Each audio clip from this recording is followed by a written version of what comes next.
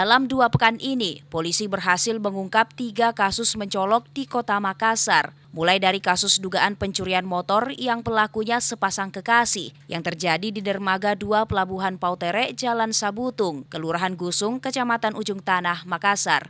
Kemudian pengungkapan kasus kedua adalah dugaan pencabulan terhadap NP yang terjadi di Jalan Cakalang 5, Kelurahan Totaka, Kecamatan Ujung Tanah, Makassar pada 10 Oktober lalu, yang pelakunya berinisial MI. MI seorang marbot dan pelaku berhasil diamankan. Kasus ketiga adalah pembunuhan di Jalan Barukang Utara, Kecamatan Ujung Tanah, yang dilakukan oleh SN almarhum dan SP. Kasus pembunuhan itu berhasil diungkap. Bagi kita semua, Salam, Om Swastiastu, Namo Buddhaya, Salam Kebajikan.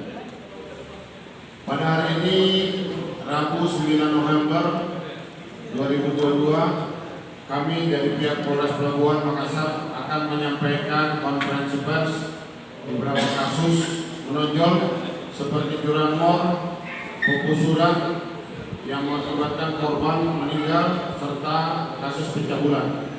Dari 3 kasus yang mencolok di wilayah Polres Pelabuhan ini, polisi akhirnya merilis Rabu 9 November 2022.